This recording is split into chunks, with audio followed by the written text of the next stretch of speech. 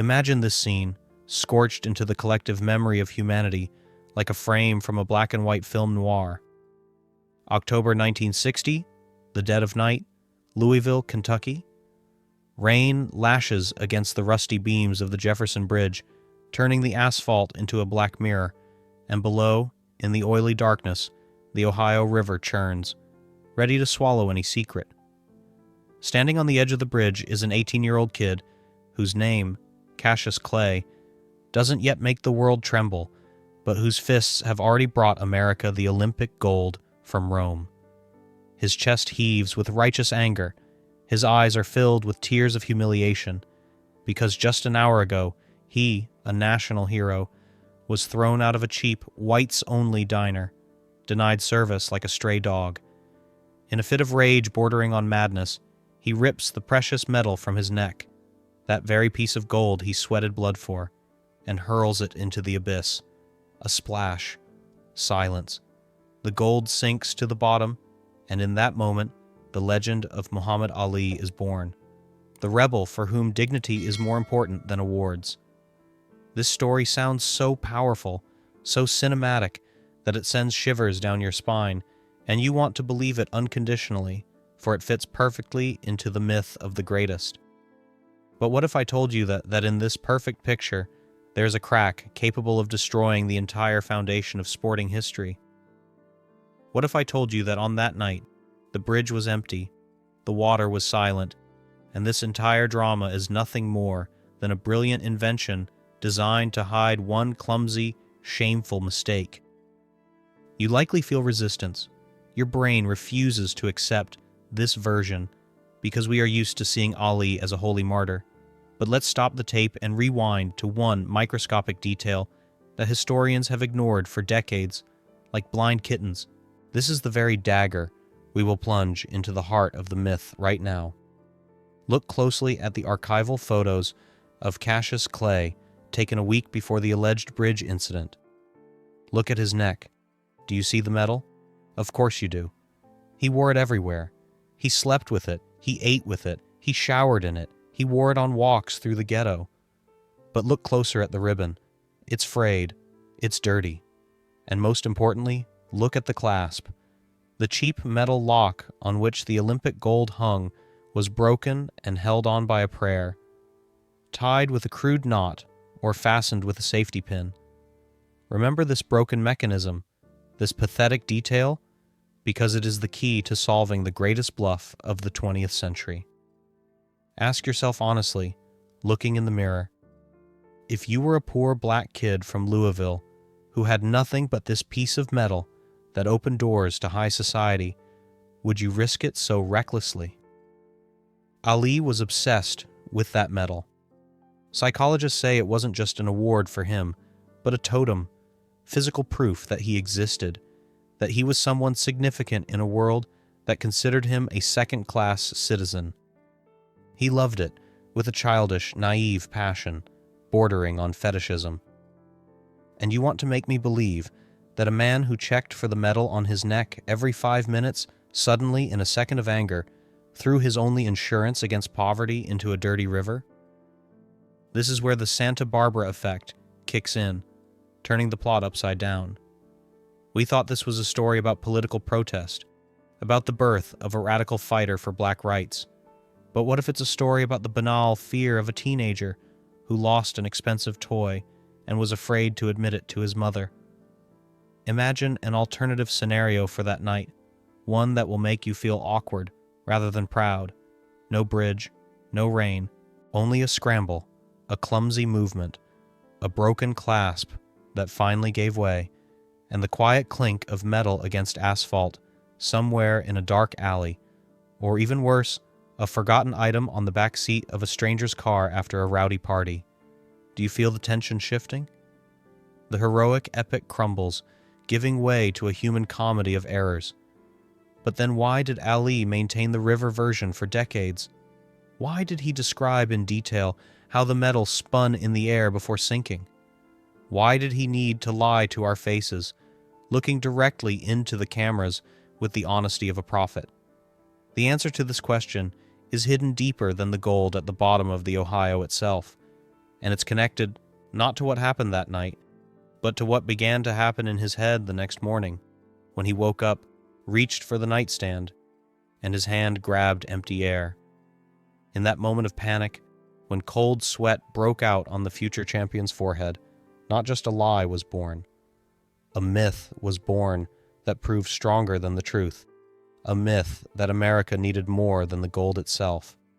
But are you ready to find out exactly how he turned his absent-mindedness into a political weapon capable of knocking out the conscience of an entire nation? Let's break this legend down into molecules, as if we were pathologists dissecting the body of history to find the cause of death for the truth. The story goes, Ali walked into a diner, ordered a burger and a vanilla milkshake. They told him, "We don't serve Negroes." He replied with his famous witty phrase, "That's okay, I don't eat them either." After which a brawl with bikers ensued, a chase, and that very dramatic finale on the bridge. Sounds like a perfect scene from a Hollywood blockbuster, right? Precisely because it is a movie, directed by Ali himself in his autobiography, The Greatest, published 15 years after the events. No, if you start digging deeper, if you interview the witnesses who were near him in those days, the perfect picture begins to fall apart like a house of cards in the wind, and beneath the wreckage of the heroic epic, you see a frightened teenager who committed a banal act of stupidity. Ask yourself honestly, if you, an 18-year-old kid from a poor neighborhood, won a piece of pure gold that was your only ticket to the big leagues, your shield against the squalor of the ghetto, would you throw it into a river because of one idiot waiter? You would grit your teeth, you would swing, you would flip the table, but you wouldn't throw away your only chance at salvation. Ali wore that medal even in the shower. He slept with it. The ribbon was worn to holes, and the paint on it peeled from sweat and friction. And this is where the conveyor principle comes into play, making you doubt reality. Witnesses give conflicting accounts. Some friends from his circle claim the medal vanished during a move. Others say it disappeared after a wild party.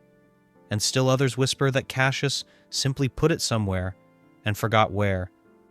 Remember that broken clasp from the first part. It's not just a detail of his wardrobe, it's evidence. The mechanism was worn out. The lock didn't hold. At some point, perhaps while he was running for a bus, or while he was once again showing off the award to girls, the medal simply slipped off. Quietly, unnoticed, without pathos or political slogans. It fell into the grass, rolled into a drain, or remained lying on the back seat of someone else's car. And this is where the real psychological thriller begins. Imagine the moment Ali reaches for his chest and finds nothing. In that second, his heart must have skipped a beat. Cold sweat, panic, a feverish search through pockets, shaking out bags. He hadn't just lost medal, he had lost his identity. How would he explain this to his mother? How would he explain this to his coach? "I lost the Olympic gold." It sounds pathetic. It sounds like a confession of irresponsibility. The world does not forgive heroes for being absent-minded, and here occurs that same Santa Barbara effect that flips your perception of the victim and the predator. You think Ali was the victim of racism in that story? Everything turns upside down. Ali was not a victim of circumstances. He was a PR genius who instantly realized how to turn his fiasco into a triumph. When he realized the medal couldn't be found, perhaps it was stolen, or had truly fallen off because of that broken clasp, he didn't file a police report like a scatterbrain. He decided to rewrite reality itself. He took his negligence and turned it into a weapon of mass destruction. Instead of a boring, "I lost the medal," he told the world, "I rejected it." Do you feel the difference? The first version makes him a loser. The second version makes him a martyr, a revolutionary, a man whose principles are worth more than gold. The world believed him because the world needed a hero capable of a grand gesture, not a forgetful teenager. But why did no one expose him then? Why did his friends stay silent? Because Ali was a charismatic leader, around whom a cult of personality was already forming. To tell the truth would be to betray the cause, to destroy a myth that benefited everyone. Bundini Brown, his closest associate and cornerman, would years later, in a drunken conversation, let it slip to journalists. He just couldn't find it in the bag, man. He turned everything upside down. But those words were drowned in the noise of the legend because the truth was too boring. We, the viewers, wanted to be deceived. We needed the story of the bridge and the river to justify our own rage against injustice. Ali used this lie as the foundation for his new image, the image of Muhammad Ali, who doesn't need white America's approval.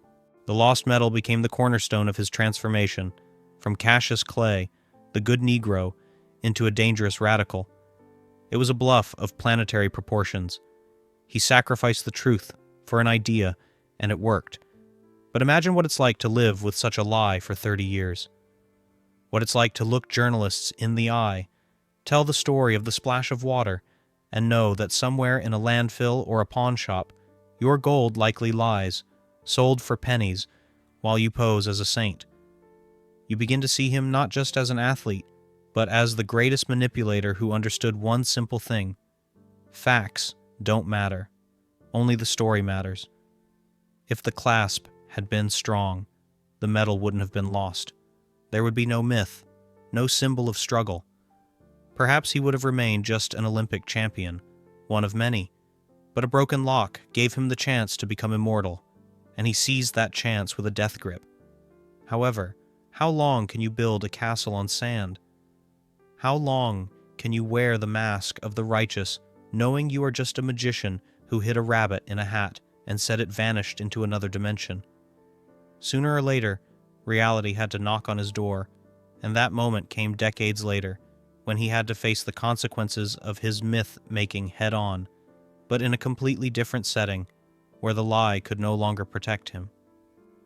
Let us travel through 36 years of silence and noise, through thousands of rounds, through prison sentences and triumphant returns, to a stifling, electrified August 1996. We are in Atlanta, in the heart of the American South, the same South that once denied young Cassius Clay the right to eat a hamburger. But now the world around has changed beyond recognition. You stand in the stands of a packed stadium where thousands of people chant the name of a man who has become a living icon. But if you look closely at the figure standing in the center of the field, you feel a lump in your throat. Before you is no longer that brash, fleet-footed dancer who stung like a bee. Before you is an old man locked in his own body. Parkinson's disease, that ruthless thief, has stolen his most precious weapon, his voice, turning the Louisville lip into a silent monument to himself. His hands, once the fastest in the world, now live a life of their own, uncontrolled, performing an endless, trembling dance that cannot be stopped by willpower. Do you think the climax of this story is the moment the Olympic torch is lit? Certainly, that was a great moment, but the real drama, that psychological catharsis that destroys the lie, took place not at the cauldron, but a bit later, during the halftime of the final basketball game. The president of the International Olympic Committee, Juan Antonio Samaranch, walks out to Ali. In his hands is a velvet box. You know what's inside, and your brain begins to feverishly search for logic in what's happening, creating a loop of tension that's impossible to shake off. If the legend is true, if Ali truly threw his gold into the Ohio River in a sign of contempt for the racist system, if it was an act of ultimate political renunciation, then why is he standing here waiting for this symbol to be returned to him? Ask yourself this question right now. If you burned a flag in protest, would you ask the government to issue you a new flag 30 years later? It's a paradox. It's a contradiction that should have torn the myth to shreds, but the crowd in the stadium isn't thinking about logic. It's drunk on emotion. Samaranch opens the box. The glint of gold blinds the TV camera lenses. It's a duplicate, an exact copy of that very 1960 medal. And here comes that visual silence I spoke of. Imagine the huge, roaring stadium suddenly falling silent. It's not the silence of a void, it's the silence of reverence mixed with the anticipation of a miracle. You can only hear the hum of the powerful floodlights under the arena dome and Ali's own heavy breathing as he tries to steady the tremor in his body. Samaranch lifts the ribbon. Ali bows his head. In this simple movement, the bowing of the head, all the tragedy and all the greatness of the moment is hidden. He accepts the medal. He allows it to be placed around his neck. In that second, something happens that turns everything upside down. The Santa Barbara effect in real time. By accepting the duplicate, Ali effectively signs a confession. He silently confirms that the first medal was not trash to him, not a symbol of slavery, but the greatest treasure, the loss of which tormented him for 3 decades. You don't ask for a replacement for what you voluntarily threw away. You ask for a replacement for what you lost and what you mourned. In his eyes, full of tears, you don't see the rage of the revolutionary who stood on the bridge. You see the relief of that same 18-year-old boy who finally found his favorite toy. But why did no one in the arena scream liar? Why didn't journalists rush to write expose articles? Because in that silence, Ali performed a magic trick. He made us forget the facts for the sake of the emotion. He stood there, shaking, weak, but infinitely majestic, and looking at the medal hanging on his chest, he seemed to close the loop of time. He looked at that piece of metal not as an award from a country, but as a part of his soul that had come home. You look at his face in close-up on the giant stadium screens. His Parkinson's mask usually expresses no emotion, but now moisture gathers in the corners of his eyes. What is he thinking at this second? Does he remember that bridge and the imagined splash of water? Or does he remember that damn broken clasp because of which it all began? We will never know for sure because he cannot tell us. His silence becomes his shield. He doesn't confirm the lie, but he doesn't refute it with words either. He does it through action. Samaranch steps back. Ali remains alone in the center of attention. He raises his hand to greet the crowd, and the medal swings in time with his tremor. This sight is heartbreaking. In this moment, you realize that standing before you is a man who outsmarted history. He created a myth, lived in it, used it to change the world, and now, in the twilight of his days, he allowed himself one small weakness: to return the truth, but to do it in such a way that no one would dare reproach him. He accepted the replacement, and by doing so acknowledged, yes, I lost it, but look at who I became because of that loss.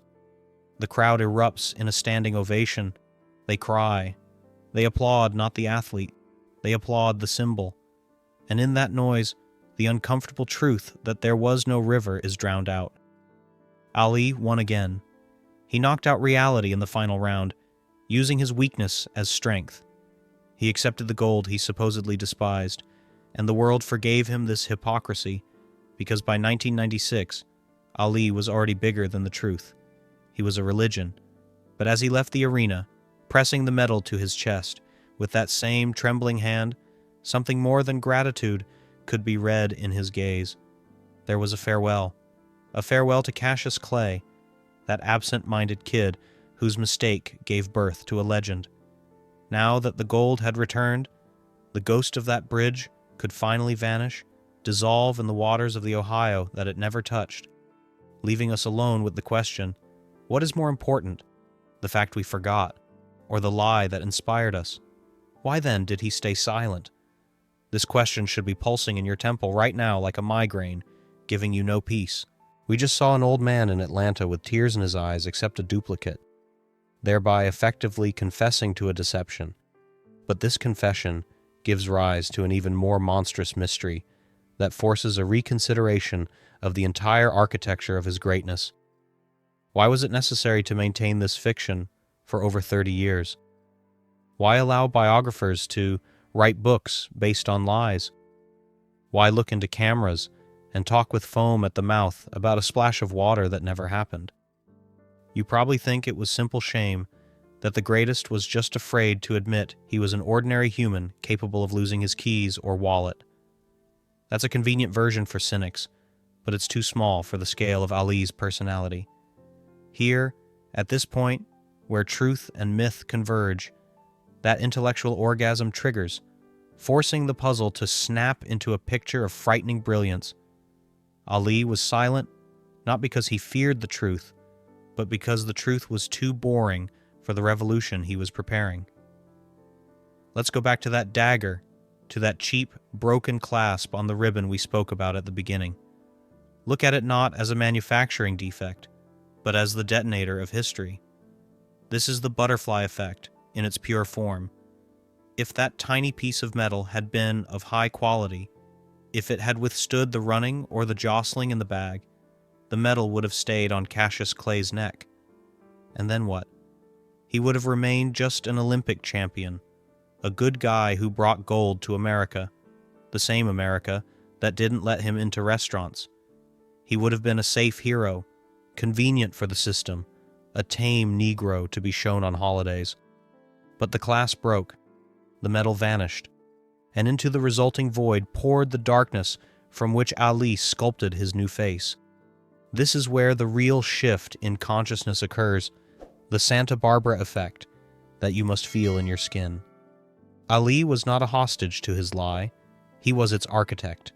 The moment he realized the metal was lost forever, he performed an act of alchemical magic.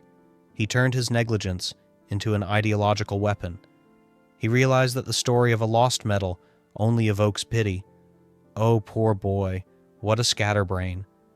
But the story of a thrown-away metal evokes fear and respect. It says, I don't need your handouts. I reject your values. I am above your gold. Do you realize the beauty of this plan? He took his biggest mistake, losing his only valuable possession, and forged it into the foundation of his invulnerability. He used this myth to burn bridges with the past, to kill Cassius Clay within himself, and give birth to Muhammad Ali. The lie about the Ohio River became the fuel that fed his radicalization. It gave him the moral right to speak on behalf of all the oppressed, because who else could boast of hurling Olympic gold into Uncle Sam's face? No one. Only him. And while we, the naive viewers, admired his principles, he was perhaps laughing inside, realizing that all his political capital was built on a holy pocket and a broken lock. But let's dig even deeper, where it gets truly uncomfortable. Why did we, as a society, swallow this bait so easily?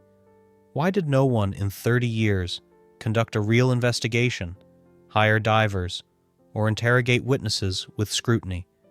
The answer is simple and cruel. We wanted to be deceived.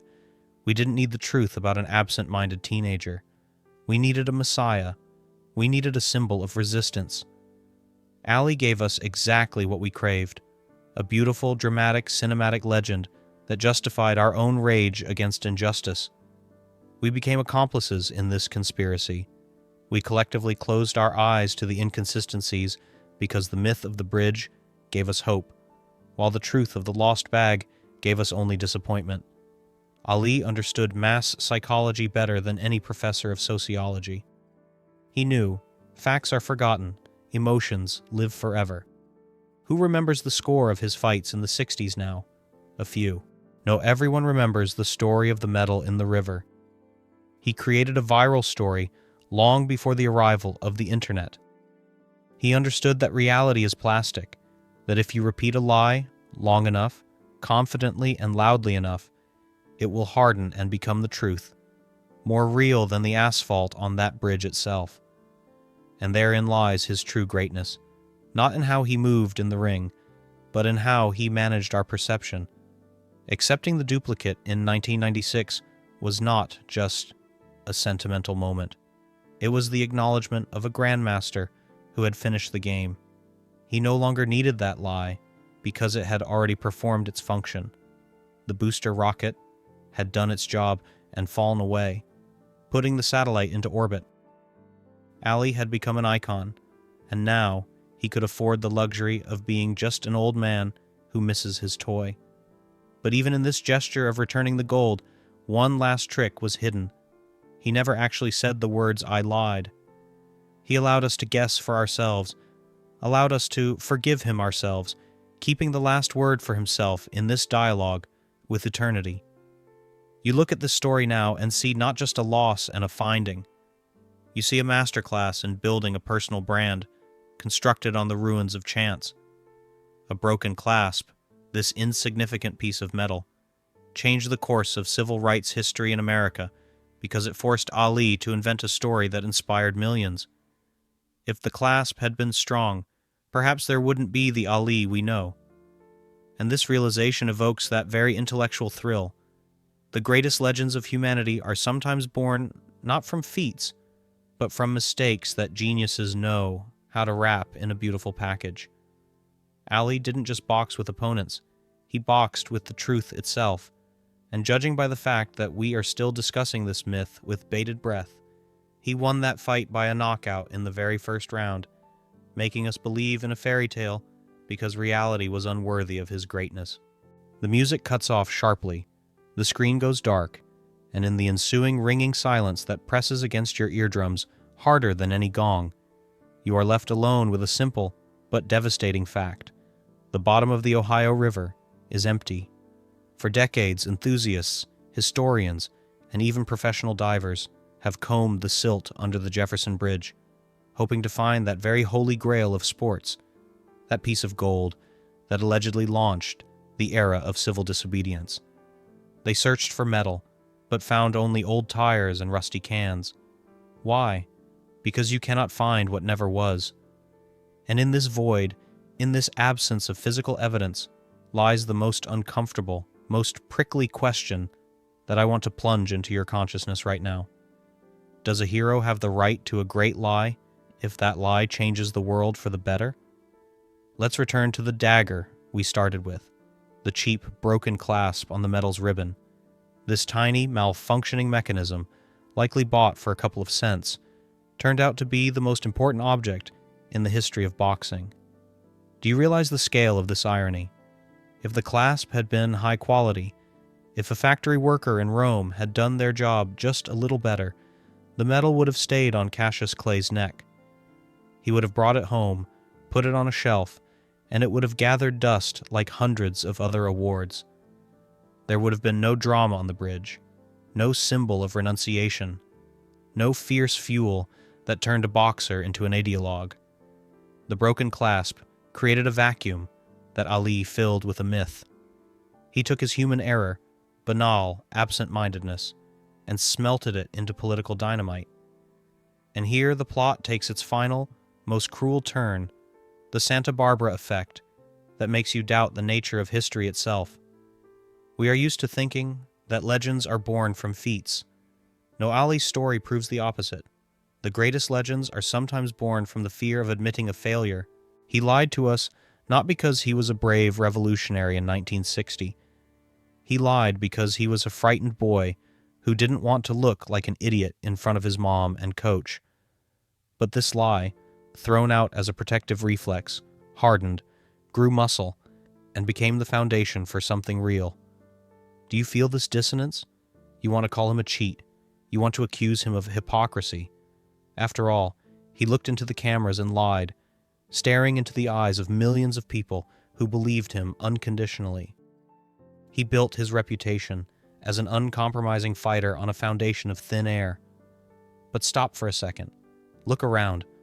Remember those kids in the ghetto who listened to this story about the river and squared their shoulders. Remember those who marched in protests, inspired by the fact that Ali himself threw away gold for the sake of dignity. This lie worked. It healed souls. It gave hope where the truth, "I lost it in a bag," would have caused only laughter and disappointment. Ali understood what many politicians and preachers fail to understand. People don't need the truth of a fact. People need the truth of meaning. He gave us emotional truth. He truly felt rage because of racism. He truly despised the system. And he used the disappearance of the medal as the perfect metaphor to express those feelings. He was not just a boxer. He was the greatest storyteller, who understood that reality is just clay that can be molded into anything if you have enough charisma. But now that we know about the duplicate, now that we have seen the tears of the old man in Atlanta accepting the replacement, the magic dissipates, leaving us with a brutal moral choice. We live in the era of fake news. We demand transparency. We want to know the facts. And here before us is the greatest, who built his myth on a fake. Does this make him smaller? Does it make him a traitor to the truth? Or does it make him a genius who understood that sometimes a beautiful lie is the only thing that can save an ugly reality? Look at the scales of history. On one side lies the boring, everyday truth. An 18-year-old kid lost a trinket because of a bad clasp. On the other side lies a majestic myth. A champion sacrifices his most precious possession for the honor of his people. Which of these stories weighs more? Which of them moved humanity forward? Ali chose the second. He wore that mask for 30 years until it grew into his face, until he himself became the hero he invented. And now I hand this dagger to you. This is not just a story about sports. It's a test of your value system. I want you to go down into the comments and deliver a verdict that will define how we remember this legend. Who is he to you in the final analysis, when the spotlights have gone out and the water in the Ohio River has calmed? Was he the great manipulator who cynically used our trust and hid his mistake behind a beautiful screen, deserving of condemnation? Or was he the genius myth-maker who had the right to rewrite his biography because the result, the inspiration of millions, justifies the means? Where is the line between a lie and art? Does an idol have the right to fiction if that fiction makes us stronger? Don't write a banal legend. I want to see your struggle with this paradox. Genius or deceiver? Write one word and explain why, because perhaps in that answer lies the truth, not about Ali, but about ourselves, about what is more important to us, a cold fact or a soul-warming illusion. I will be waiting for your decision.